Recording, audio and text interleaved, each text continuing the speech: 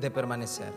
Y hemos estado hablando acerca de Mateo 25, de Mateo 5, perdón, y de Lucas 11, y de cómo Jesús, a través de esta enseñanza de que nosotros somos la luz, nos comienza a revelar un montón de misterios detrás. Y hoy quiero que veamos uno más. Quiero que vayas conmigo a Lucas 11:33. Lucas 11:33. Mira bien, Jesús nos sigue hablando acerca de ser la luz del mundo. Y dice en Lucas 11:33, nadie, está hablando Jesús y dice, nadie cuando enciende una lámpara la pone en un sótano ni debajo de una vasija, sino sobre el candelero, para que los que entren vean la luz. Y cuando tú tomas esto que está diciendo Jesús a simple vista y comienzas a ver entre pasajes, Jesús te va revelando un mensaje más profundo acerca de ser la luz. Eso hemos estado viendo. Y quiero que hoy veas conmigo lo que Jesús nos está transmitiendo por debajo de los pasajes en este texto. Al igual que con la sal, Jesús hace una comparación cuando habla de que somos la luz y dice, ustedes son la sal, ustedes son la luz. Con la sal había un problema, había un dilema, y era si la sal perdía su sabor. Y dice Jesús, si pierde su sabor, no tiene efecto. Y cuando la sal pierde su sabor, el único efecto que tiene es corroer, comenzar a oxidar y a comer. Mira qué interesante.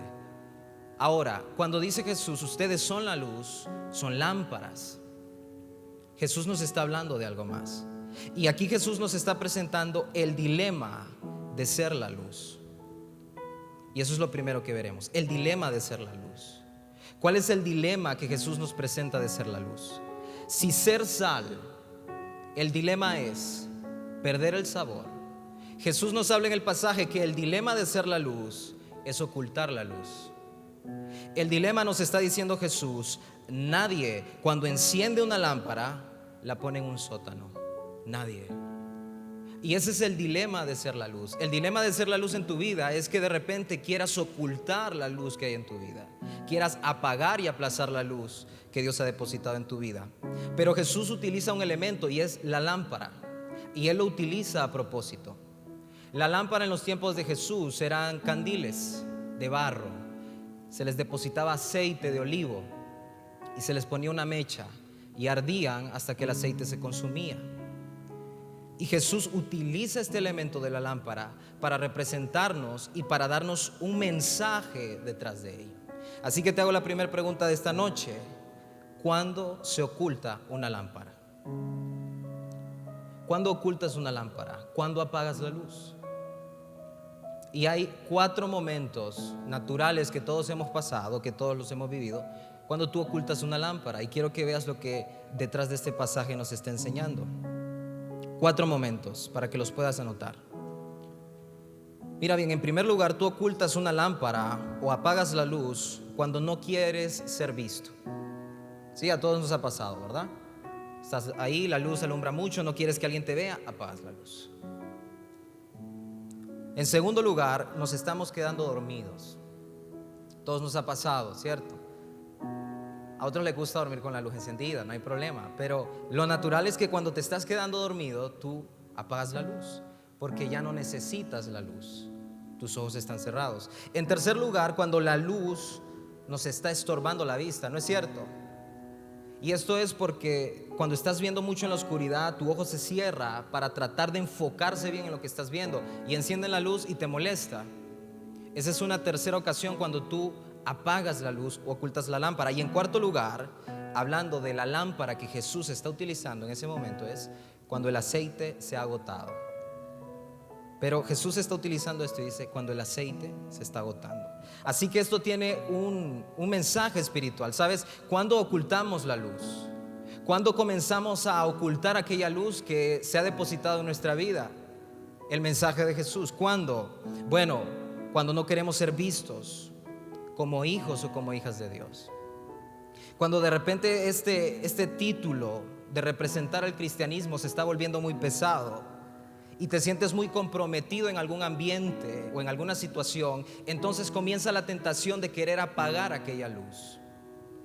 También cuando nos estamos quedando dormidos espiritualmente, cuando el ambiente está ganando la batalla de tus decisiones, y dejas de buscar a Dios como lo hacías, y te permites una mala decisión por aquí y otra por allá, y comienza la tentación de apagar aquella luz porque ya no la necesitas, te estás quedando dormido. En tercer lugar, cuando la luz está molestando tu vista. Esto quiere decir cuando sientes que Dios está interfiriendo en tu forma de ver la vida y de llevar tu vida, y aquello comienza a golpearte y la luz se vuelve chocante porque no te gusta lo que la luz te está reflejando, y comienza la tentación de querer apagar esa luz. Finalmente, en cuarto lugar, sentirás la tentación de apagar esa luz en tu vida cuando el aceite, símbolo del Espíritu Santo en la palabra, se está agotando. Cuando los nutrientes espirituales que hacen falta para que brille la luz se están agotando. Eso nos está diciendo ahí entre líneas el pasaje, estos 4 momentos. Ahora quiero darte el ejemplo de un hombre, porque a todos nos ha pasado. A todos nos ha pasado las 4 situaciones. Y quiero darte el ejemplo de un hombre en la Biblia, un gran hombre de Dios en la Biblia, que hoy es recordado por todo lo que dijo y lo que hizo, que también se sintió tentado a apagar la lámpara de Dios en su vida. Sabes, te pongo en contexto. Estoy hablando de Jeremías. Jeremías vivió una época social difícil, muy parecida a la nuestra, donde a lo bueno se le llamaba malo y a lo malo se le llamaba bueno. Y en ese ambiente Jeremías es llamado a hacer luz. Y Dios le dice: brilla y lleva el mensaje. Cuando tú vas al capítulo 20 de Jeremías, quiero que anotes esto. Tú vas a encontrar que Jeremías le está diciendo a Dios: quiero olvidarme de ti y de tu palabra. Es lo hermoso de la Biblia. Dios no oculta los errores de sus hijos porque Él nos conoce. En el capítulo 20 tú vas a ver que Jeremías le está diciendo a Dios: quiero olvidarme de ti y de tu palabra. En el capítulo 15 tú vas a ver que el título es: Dios tiene que reanimar a Jeremías porque se siente agotado, y la presión familiar, social que él estaba viviendo era demasiada. Hasta su familia le dio la espalda. Pero ¿cuál era la raíz? ¿Por qué él se encontraba así? Vamos al capítulo 12. Capítulo 12, versículo 1 del libro de Jeremías. Y tú puedes leer del 1 al 5 para entenderlo mejor. Leeré nada más el capítulo 1. Y Jeremías está teniendo una conversación con Dios y le hace 2 preguntas. Quiero que notes esto. Y le dice Jeremías: déjame presentarte esta queja, Dios. Déjame presentarte esta queja. La primera pregunta: ¿por qué los malvados son tan prósperos? Y la segunda pregunta: ¿por qué son tan felices los malignos? No andaba con vueltas Jeremías. Jeremías le está haciendo la pregunta a Dios: ¿por qué los malvados son tan prósperos? ¿Por qué son tan felices los malignos? Esta era la raíz del problema de Jeremías. Jeremías estaba formándose su situación conforme a lo que él estaba viviendo actualmente. Jeremías estaba viendo simplemente la desesperación actual que estaba nublando su vista y le estaba tentando para dejar de ser luz. El problema actual no le permitía ver bien a él el panorama que Dios estaba haciendo. Se concentraba en los problemas y no en los propósitos detrás de la escena de lo que Dios estaba haciendo. Sabes, esta gente de la que está hablando Jeremías, capítulos más adelante, los babilonios los asesinan y mueren cruelmente. Pero Dios no se detiene a explicarle eso a Jeremías.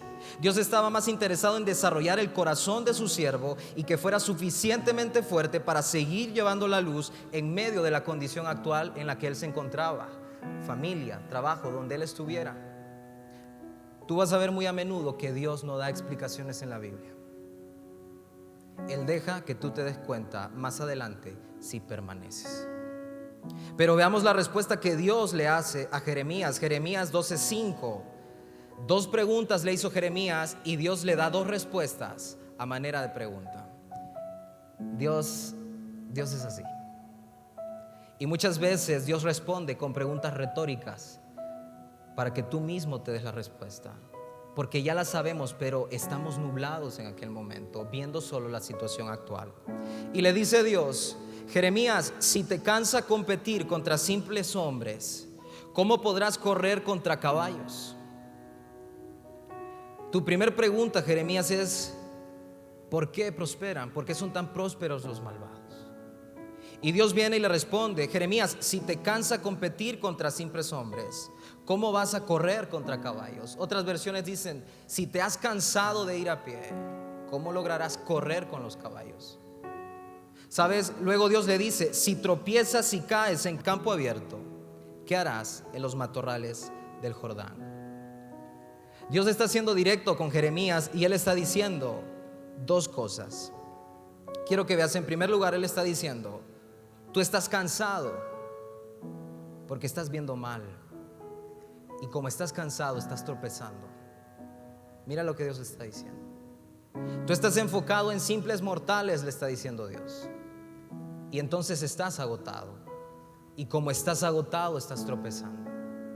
La mirada de Jeremías estaba desviada hacia otro lugar, pero también Dios le está animando. Dios le está diciendo, Jeremías, si en lo que te he dado ahora te sientes así, ¿cómo harás con la grandeza? Los caballos es símbolo de fuerza, de batalla, y Dios le está diciendo, si con simples hombres te sientes así, ¿cómo harás con los propósitos que yo tengo contigo más adelante? Luego le está diciendo, si tropiezas en campo abierto. Jeremías vivía en Anatot, era un valle, campo abierto. Le dice, ¿cómo harás en los matorrales cerca del Jordán? Otras versiones dicen en la espesura. Y si tú buscas esto en internet, tú vas a encontrar que al lado del Jordán lo que hay es selva, y esa selva específica es guarida de leones, la selva del Jordán.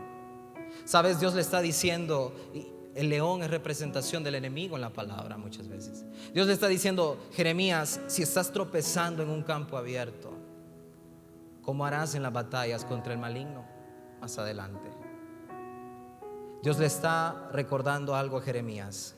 Pon en orden la mente y tu corazón si quieres avanzar. Pon en orden las coordenadas. Posiblemente tú y yo hemos vivido la misma situación que Jeremías y nos estamos enfocando en el momento, en lo que estamos viviendo, en la situación actual, en el problema actual, y aquello nos está consumiendo.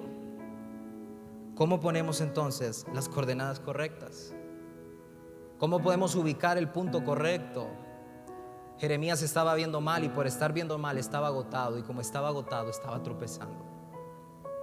Pero Jesús nos da las coordenadas. Quiero que veas esto. La siguiente pregunta, ¿cómo seguir entonces llevando la luz?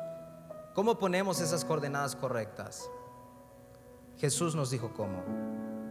Jesús nos mostró la forma de cómo seguir llevando la luz, aun cuando todo a tu alrededor diga ocúltala, apágala, escóndela, y todo te presione para dejar de llevarla. Quiero que escuches lo que nos dijo Jesús. Y es que Jesús respondió al cómo. Una amiga me enseñaba esto. Nos enseñó a cómo responder esta pregunta, porque tú puedes saber en tu vida el para qué de las cosas. Tú puedes saber el para qué seguir llevando la luz en tu familia, en tu relación, en tu noviazgo, en tu trabajo, pero de repente no sabes el cómo. Y si no sabes el cómo, el para qué queda a un lado. No se vuelve tan importante. Así que Jesús nos enseñó el cómo. Y quiero que vayas conmigo a Juan 15. Juan 15, del 4 al 5. Escucha lo que está diciendo Jesús. Permanezcan en mí y yo permaneceré en ustedes. Así como ninguna rama puede dar fruto por sí misma, sino que tiene que permanecer en la vid, o sea, en el árbol, así tampoco ustedes pueden dar fruto, o sea, llevar la luz, si no permanecen en mí. ¿Sabes cómo logró Pablo llegar al fin de su ministerio, aun cuando llegó a pensar que su vida no había sido suficiente y se encuentra en la prisión? Él permaneció. Te voy a mencionar una de las últimas frases de Pablo. He corrido mi carrera, he guardado la fe. Esa era su forma de permanecer. ¿Cómo logró Ruth, en medio del dolor de haber perdido a su esposo, su suegro, su yerno y todo lo que tenía, abandonar su propia vida entera al llamado de Dios y avanzar y cumplir su posición en el reino de Dios? Ella permaneció. ¿Sabes cuál fue su declaración? Tú lo puedes leer en la escritura.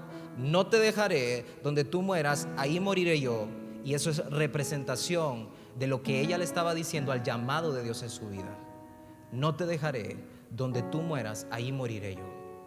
Ella le estaba diciendo a Dios, donde muera el llamado, ahí muero yo. ¿Qué mujer? Como un hombre que le ha fallado tanto a Dios y ha cargado con su culpa, sus malas decisiones, puede levantarse y seguir avanzando y al final de sus días ser recordado como un amigo de Dios por la propia boca de Dios. David permaneció. ¿Sabes lo que escribe David después de haberle fallado tanto a Dios? Bueno me fue haber sido afligido para no olvidarme de ti, dice David. Y también le dice David: 7 veces al día te alabo. Esa era su forma de permanecer. Ese es el misterio de permanecer. Jesús nos enseñó: si tú quieres seguir brillando en medio de todo lo que te está agobiando, en medio de todo lo que estás viviendo, en medio de todo lo que te está sucediendo, Jesús dice: permanece. Aún en medio de la adversidad, permanece. De la boca de Nancy Guthrie, una gran mujer escritora que perdió a sus 2 hijos por una anomalía genética que es matemáticamente casi imposible que ocurra 2 veces en una mujer. A ella le ocurrió las 2 veces y perdió a sus 2 hijos. Y ella dice lo siguiente, algo así, escucha: el dolor es un excelente maestro que Dios utiliza para formar su propósito en nuestras vidas. No huyas al dolor. Cuando llegue a tu vida, entra en él y toma fuerte la mano de Dios. Un día saldrás y habrás aprendido una lección inolvidable, pero en todo el proceso Dios estará allí, no como juez, sino como amigo. Nancy Guthrie también permaneció. Permanecer no es conocer el propósito de Dios para tu vida, pero sí es conocer al Dios que te sostiene en medio de sus propósitos en tu vida. Y Jesús nos dice: ¿quieren seguir llevando la luz en medio de todo lo que están viviendo? Esa es la despedida de Jesús con sus discípulos. Y Jesús utiliza 11 veces el verbo permanecer en Juan 15. Definitivamente Jesús quería dejar muy marcado en sus discípulos este principio.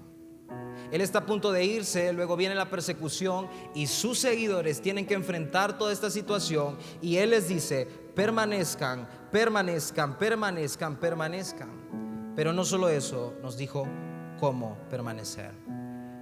Y en Juan 15 tú vas a encontrar que Jesús une este verbo, esta acción, a 3 momentos específicos. Y Jesús nos dice: permanezcan en mí. Es lo primero que Jesús nos dice: permanezcan en mí. Luego dice: permanezcan en mi palabra. Y final y tercer vez dice: permanezcan en mi amor. Está utilizando este verbo 11 veces, y las 11 veces, tú lo puedes ver, Él los está utilizando para referirse a esto: permanezcan en mí, permanezcan en mi palabra, permanezcan en mi amor. Esa es la forma, dice Jesús, de permanecer. Esa es la forma de seguir llevando la luz. Estos 3 aspectos son en los que dice Jesús: en esto deberían permanecer. En mí, en mi presencia, dice Dios, en mi palabra, estudiar la palabra, y en mi amor, en mi gracia, está diciendo Dios. Ahora, la palabra griega equivalente para permanecer es meño. Y para entender esta palabra necesitamos aplicarla a las 3 facetas en que es utilizada en el Nuevo Testamento. Y es utilizada en cuanto a lugar, en cuanto a tiempo y en cuanto a condición. Lo que Jesús nos está diciendo es: permanezcan en cuanto a lugar, en cuanto a tiempo y en cuanto a condición. En cuanto a lugar, su significado es quedarse como un huésped de alguien. Significa alojar, residir, mantener una comunión ininterrumpida. Eso es en cuanto a lugar. En cuanto a tiempo, su sentido es continuar siendo, resistir, sobrevivir. Y en cuanto a condición, esto indica permanecer tal como es, mantener tu esencia. Así que Jesús está diciendo que permanezcamos en Él, que permanezcamos en su palabra y que permanezcamos en su amor en cuanto a tiempo, en cuanto a lugar y en cuanto a condición. Él no solo dijo permanezcan, Él nos explicó detalladamente en la Escritura cómo permanecer. Pero hay que profundizar en lo que Él dijo. ¿Quieres seguir adelante?, dice Jesús, permanece. Jesús utiliza esta palabra para asegurarle a sus discípulos la conexión continua con Él, porque su partida estaba próxima. Y Él les está diciendo: ¿quieren seguir en el llamado que yo les he hecho? ¿Quieren avanzar? ¿Quieren lograrlo? Permanezcan.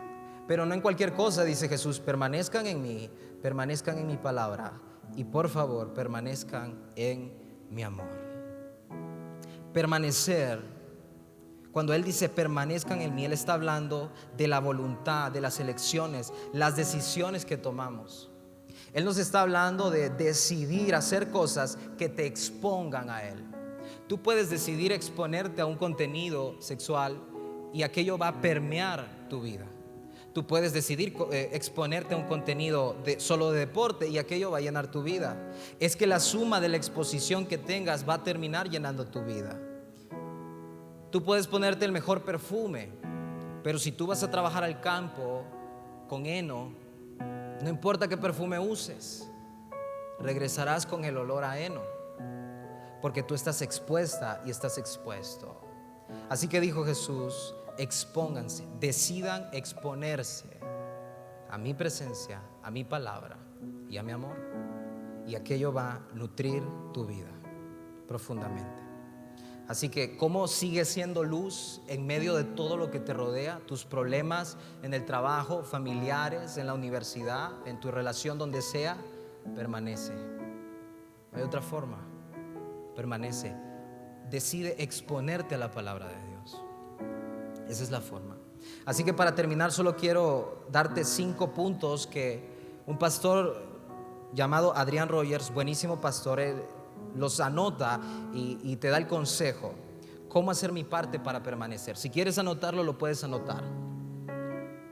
¿Cómo hacer mi parte para permanecer? Y te menciono estos puntos rápido. En primer lugar, asigna un tiempo diario para comunicarte con Dios.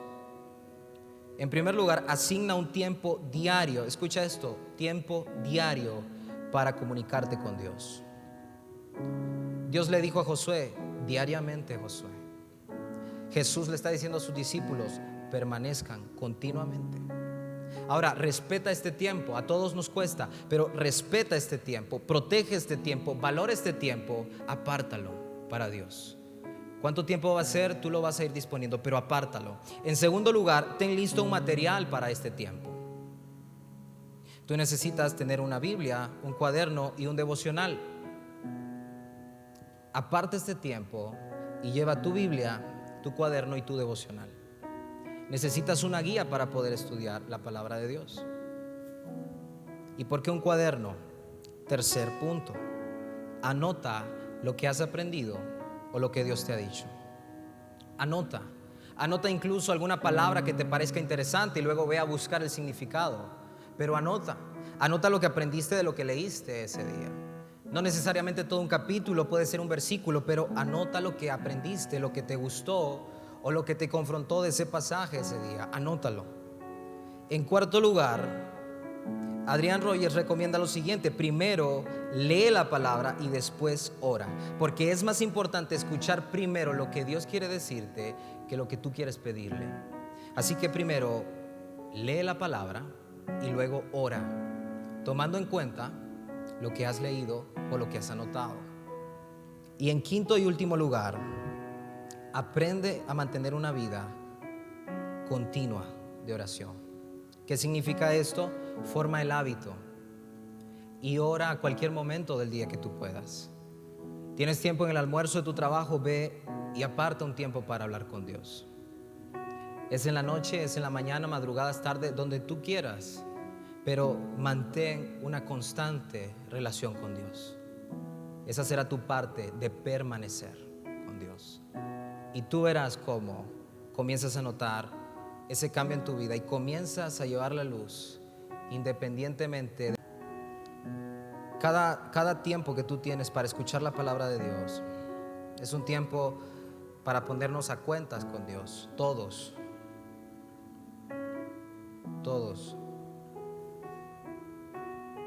Ponernos a cuentas con Dios y hablar con Él y exponerle a Él nuestra queja como Jeremías. Hay un segundo hombre en la Escritura que también se sintió tentado a apagar la luz y dejar a un lado lo que Dios estaba haciendo. Después de perder a su familia, después de perder sus bienes, después de perder su propia salud, él se siente tentado y comienza a hacerle las mismas preguntas que Jeremías. ¿Por qué Dios? ¿Por qué Dios? ¿Por qué Dios? Pero luego tiene una conversación con Dios directa. Y Dios le dice: Job, ahora te haré yo una pregunta y tú me responderás si sabes la respuesta. Aquella pregunta de Dios cambió la forma de ver de Job, su panorama. ¿Sabes lo que le pregunta a Dios? Le dice: Job, ¿dónde estabas tú cuando yo hice el mundo? ¿Dónde estabas tú cuando le puse los límites al mar y le di el orden a las estrellas? Dímelo si lo sabes, le dice. Aquella pregunta de Dios cambió la forma de Job, de ver su panorama. ¿Sabes? Job entendió con la pregunta de Dios que Dios es soberano y que nadie puede hacerlo desistir, y lo que Él quiere hacer lo hace. No por un capricho divino, sino por un propósito celestial. Y entonces Job le responde a Dios: de oídas había oído de ti, Dios, pero ahora mis ojos te ven. Y en hebreo, ¿sabes eso qué significa? Significa: había escuchado mucho de ti, pero ahora te conozco. A veces es el dolor y el momento difícil donde tú quieres renunciar lo que Dios utiliza para que lo conozcas.